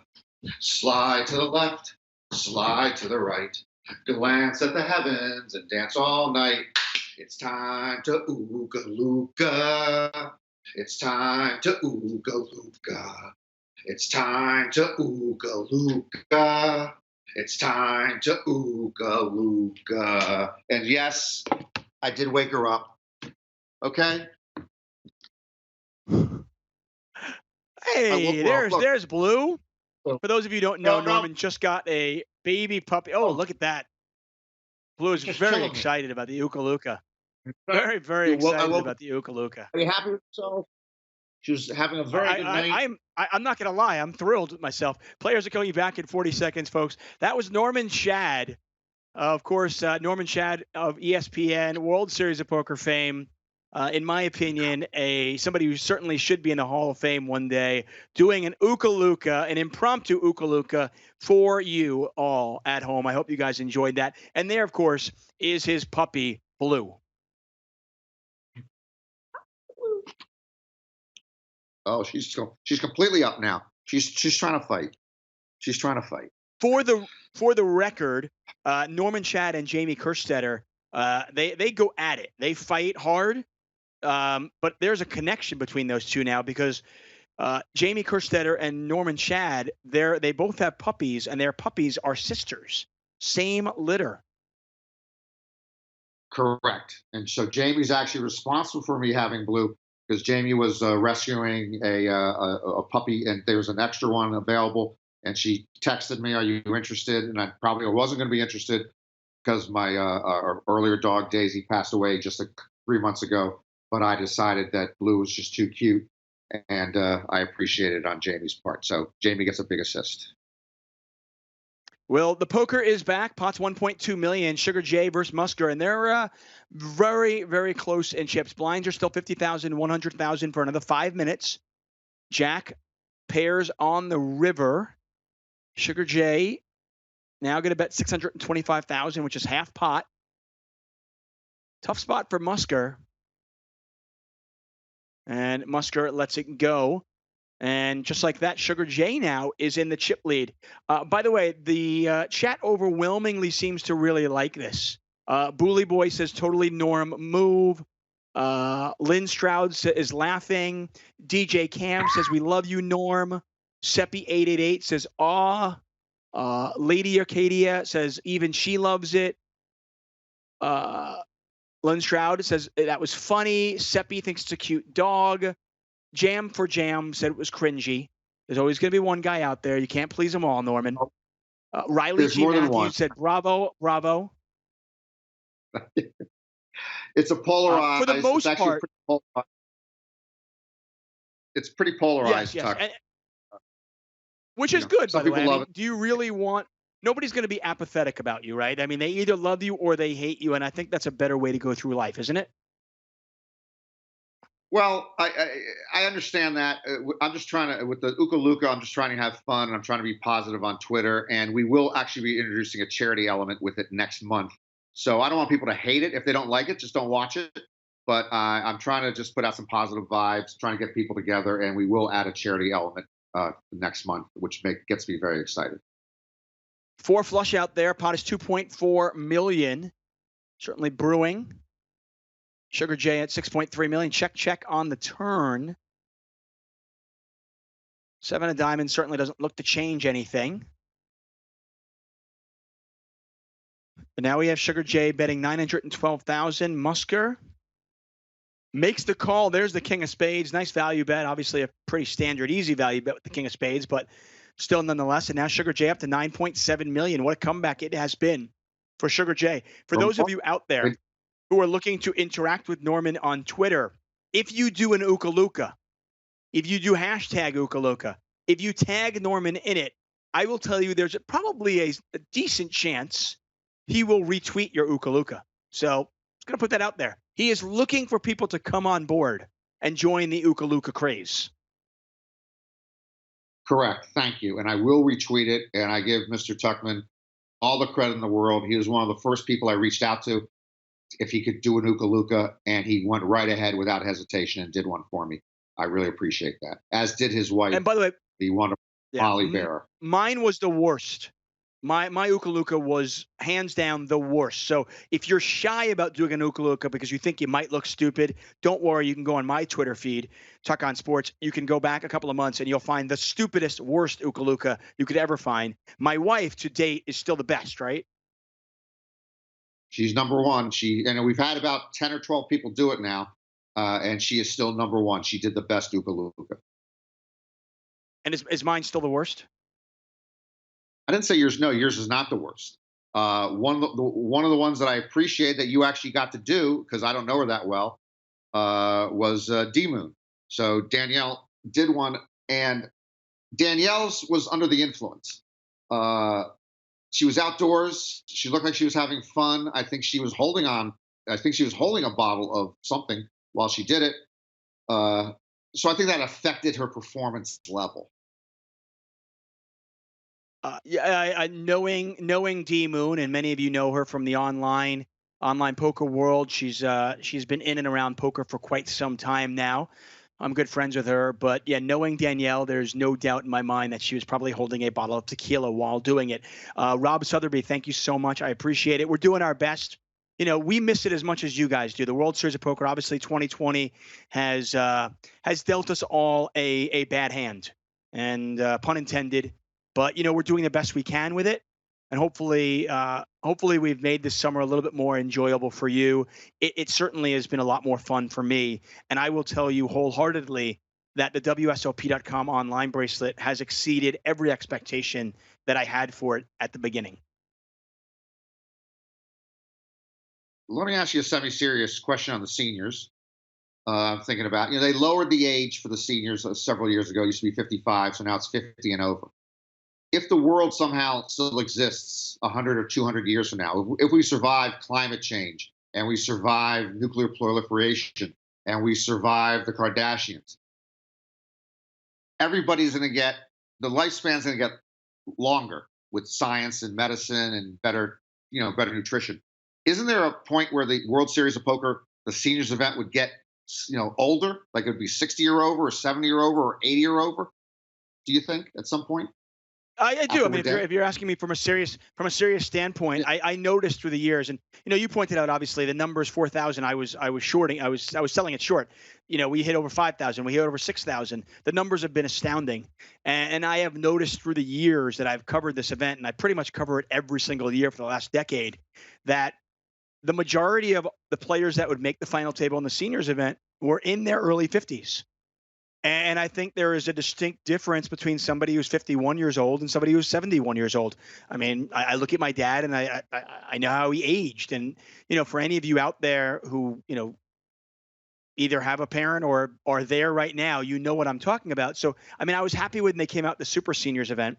I think they can do away with the Super Seniors, and I think they can just make the seniors 60 and older. And that would be a kind of a happy medium for it. Because I think 50 is too young. I don't think we need two events, but you make it 60 and older, and I think we're set. I agree with you. I don't think they're going to make it 60 or older anytime soon. There's just too much money to be made from people who want to enter at 50 and older. Money usually rules. But I do believe the age minimum will go up eventually, somewhere down the road. Lynn Stroud says, "Hey, Tuck, this World Series of Poker has been more interactive, and I have been able to see more playing from an angle we never get to see normal. So don't apologize for the 2020 version of it. It's been awesome. Thank you. Thank you, Lynn. I appreciate your support. Yeah, it's been fun. And one angle of this World Series that has really kind of captured all of our attention and our imagination is the celebration videos that we see on Twitter after the fact. And we're going to do our best tomorrow night. I can't promise anything because we've had some hiccups from a technology standpoint, but we're going to do our best tomorrow night to kind of put together a little bit of a highlight reel. But I know we had like Michael Lex dance on Twitter, which was just epic.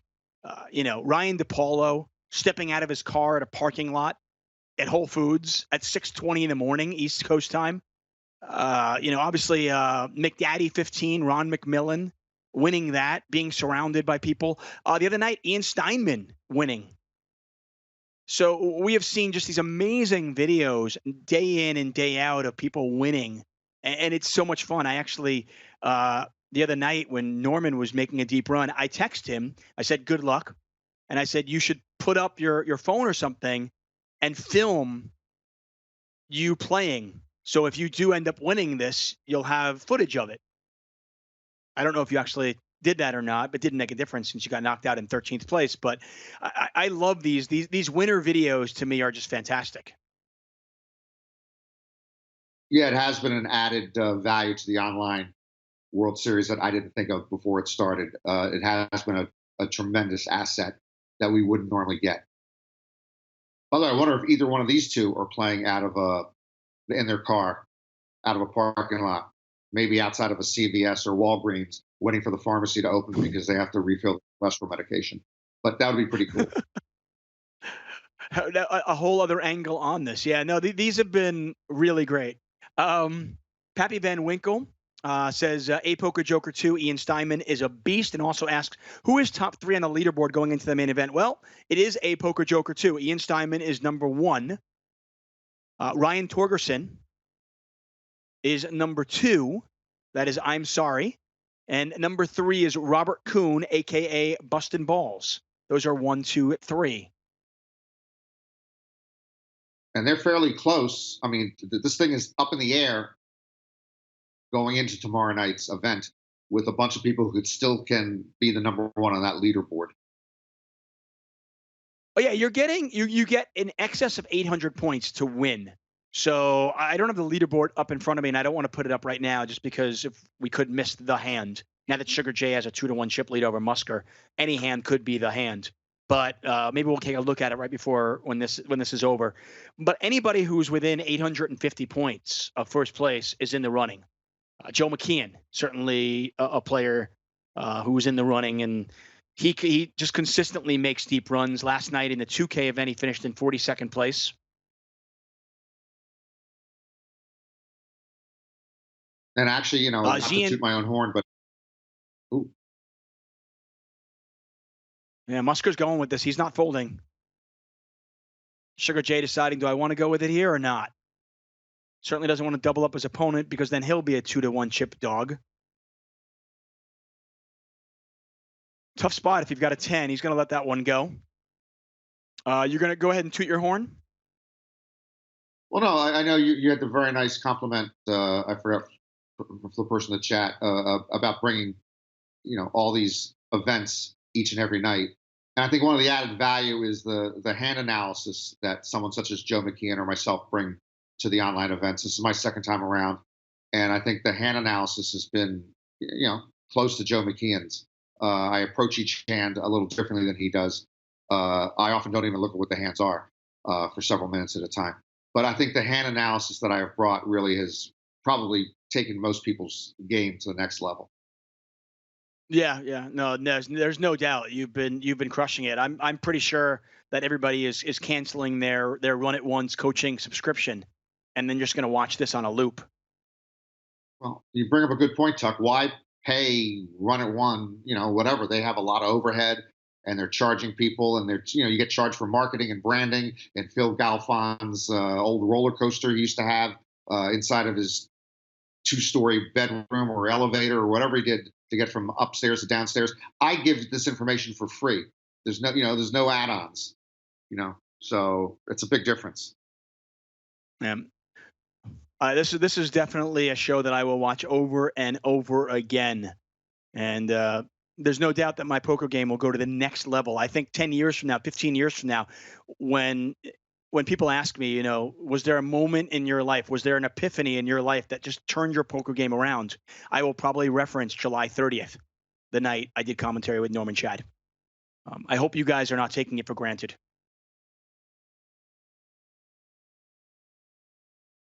Sugar J you're in the chip lead here with 7.8 million. Musker on 6.1 million. Yeah, Norman.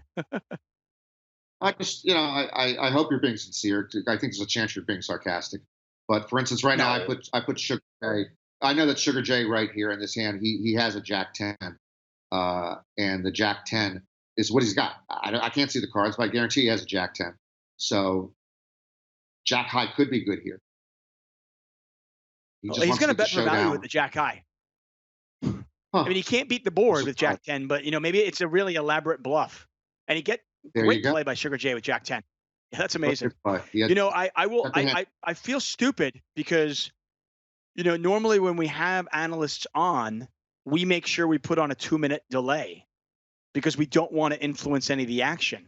And our producers over at Poker Go asked me, they said, tonight, do you need the delay? And I said, no, I don't think we do, but I don't know what I was thinking. Clearly we do need it. I just demonstrated. You saw that was a great bluff. He could not beat the board. aces up with a queen. He just had Jack 10. He put the bet out, and Musker went running back home, to mama, as we used to say when we were growing up. Sugar J betting 410,000, a min raise here from Musker, and that's going to get the job done on this King 7 Deuce 2 club board. Very, very close between these two players, and frankly, we're still fairly deep. I'm not convinced that it's not all going in if we get a hand like Ace Queen versus Pocket Eights, but we'll see. I mean, these guys could play for a while with this many chips in play. But I do think your sense of it is correct. We haven't had a hand like that, but if we have that hand of like an Ace Queen against Pocket Eights, I do think it's going all in. Yeah, I would be surprised if it didn't, but we'll see how it plays out. Sugar J up over 8 million, Musker down to 6.2 million as we continue to toil here. I want to say thank you to our producers over at PokerGo. And when I say producers, I mean producer. It's just Aiden. Aiden's doing everything. He is manning the ship down there. So shout out to our man Aiden, who's killing it. Saum is our research staff. He is doing the work for us, getting us all the information about these players. And very unlucky, by the way, almost with about 35 players left, Saum goes to work and finds out all the players' names, tries to get as much information about each player he can. Invariably, there's 3 or 4 players that we just don't find anything out about. We don't know. And almost to a man, and each and every tournament, it seems like the 3 or 4 players that we don't know anything about always end up heads up.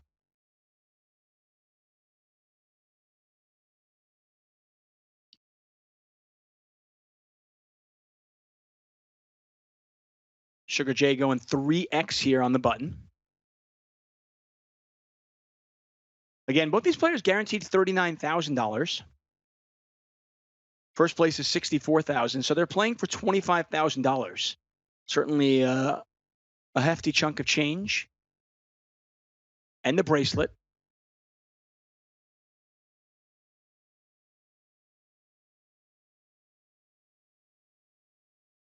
Musker betting 1.4 million into 1.9. There's a raise. This could be it on an Ace Jack 3-2 heart board.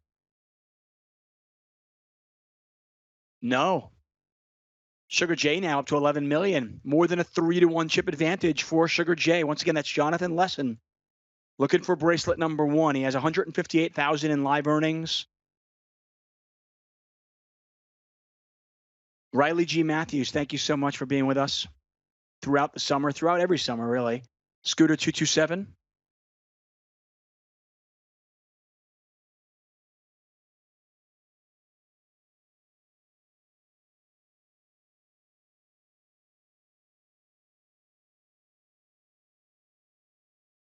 J Tato 1479. I am indeed the oh my gosh guy. I will apparently take that to my grave. By the way, I know the World Series has bigger pie, but I would have liked for the seniors event if they could have changed the avatars. We have the standard. Well, we have an all in here, but it would older avatars, just different avatars. We have these standard avatars, which obviously do not reflect either player. Yeah, there's a couple of things. I mean, obviously, the World Series of Poker.com software has taken some hits, and some people are a little bit critical of it. Get a little raise here from Musker. Any pot could be the pot, by the way. I tend to agree. I mean, they took away the chat function. Okay. Then, now and the avatars, there's only like, I don't know, maybe there's 10 different avatars you can choose from. So we see, the same 2 people playing against the same 2 people every single night. And then, yeah, to your point, why not have older people for the seniors event? I'm with you. Would be good. And you just reminded me, I was very upset that they took, this is my first time playing online, obviously, and no chat. I mean, the chat would be my strength. I love the chat, but they took away the chat because it's too toxic. Musker moved all in there. That was a big bet. Certainly got the job done. He's up to 3.5 million. About a 3-1 chip deficit for Musker. who started this heads up battle with about an 8-1 ship lead. I mean, I understand. I mean, chat can certainly be toxic, but I mean, you have an option. I mean, most of us have played online poker at some point or another. You know, maybe pre Black Friday, or maybe you live abroad, or maybe you've been to Nevada or New Jersey and you can play online poker. If you don't like the chat, you have the option to turn it off. You know, I mean, you see in the top right Correct. corner where it says table options. You can just turn your chat off. So if you're playing against somebody who's toxic, let's say you're playing against Norman Chad, and you don't want him to razz you the entire night, you just turn chat off. You know, in my house, as I found out, my family turns live chat off. I start to talk. They just walk out. But I wish it wasn't toxic. I wish it wasn't hateful. I wish sometimes it's sexist and ridiculous. We need to change that. But one of the reasons I wanted to go into the chat was to change that. There's another way to chat. You can make it fun. And so if those of us who know how to do that and know how to make it more pleasant, we can take back the chat. And that's why I was disappointed they just gave up and said, no chat. I mean, in all fairness, like right now, so we're on YouTube, we're on Facebook, of course, we're on Twitch, but I'm following the chat in Twitch. And there are a few nights, but this is now our 30th event. And I hope this does not cue you guys to do what I don't want you to do. But I would say out of the 30 events, and you guys can speak to this in the chat, 27, 28 of the 30, we've had zero issues night in and night out. Chat has been absolutely pleasant, voicing their opinion. It hasn't been toxic at all. Once in a while we get a jerk in there, and I get it. That's going to happen. But for the most part, we have left it unchecked, and you guys have been amazing. It's been great. And as far as I'm concerned, interactive poker, that's what it's all about. If I have to play online, I want to be able to talk to somebody. Yeah, I give your chat again, Jeff Platt's chat and your chat have been really a pleasure to go into. And you're also correct on the interactive thing. If we're just all sitting at home and we have no contact with anybody, no human contact, that's just bad for us in general. So it's good to still be able to reach out and talk to each other through the chat. And I hope that, again, that is corrected the next time there are online events of the WSOP, that we get the chat back. Yeah. So shout out to you guys in the chat. Like I said, you guys have been, pretty good. Like I said, out of the 30 events, I think maybe we've had problems maybe 2 or 3 nights, which, as far as I'm concerned, is hitting a home run, which is more than the Florida Marlins can say. Hey. What? More than the Pittsburgh Pirates can say? By the way, for those of you who don't know, Norman and I have this now annual tradition where we make an over-under bet on a baseball team. Last year it was the Baltimore Orioles. I took the under. He took the over. That didn't go very well for Norman Chad. This year we decided to go with the Pittsburgh Pirates. He has over 25.5 wins. I have under 25.5 wins. And once again, it's not going well for Norman Chad. And you can see how mature he is, taking it like a man. The season is young. Okay. The season is indeed young. Listen, if the vast majority of the teams in the league come down with COVID and they test positive, and they all have to play their minor leaguers, and the Pittsburgh Pirates somehow stay healthy, I think you've got a chance. Actually, what does happen? Someone asked me the other day. I didn't know. I usually know the answer to this, but there's a chance that the season will not be completed. So, of course, with there's real a chance, yeah. If you made a bet at a Las Vegas sports book for the over, and your team already went over, do you still get your money? Let's say this season's shut. Because it's usually. I don't know. I mean, that's obviously in the fine print that you need to read and make sure you check it out.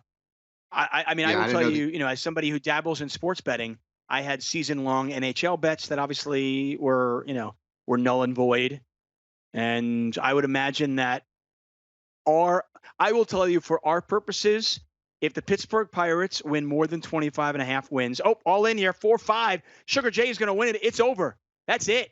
Full house. He just got the Chris Moneymaker, the 4-5. And it is it. Musker finishes in second place. He'll take home $39,819. First place goes to Sugar J. Jonathan Lesson from New Jersey. It is 4:24 in the morning in New Jersey, and Jonathan Lesson has just won his first World Series of Poker bracelet. Congratulations to him. Norman, that was fun. It was fun, and it wasn't a chip in a chair, but again, we saw Sugar J when I first came on, and that all in where he had the queen nine and just had flopped a gut shot, and then he had to get runner two pair to stay alive, and then he turns that into a bracelet. That's pretty nice to see. Yeah, for sure. Norman Shad here. As I said earlier, he's not just a pretty face. He's a poker player as well. I hope you guys are taking notes. He has played, count them, not one, two events this summer, and he has two cashes. He is 2 for 2. How many people have 100% success rate this summer during the World Series of Poker? I bet not many. Norman Shad. And by the way, and not just min cashes. He didn't Alan Kessler it.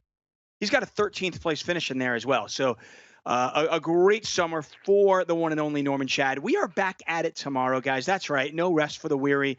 Tomorrow night, July 31st, it's a $1,000 No Limit Hold'em Championship, and it should be a star-studded affair.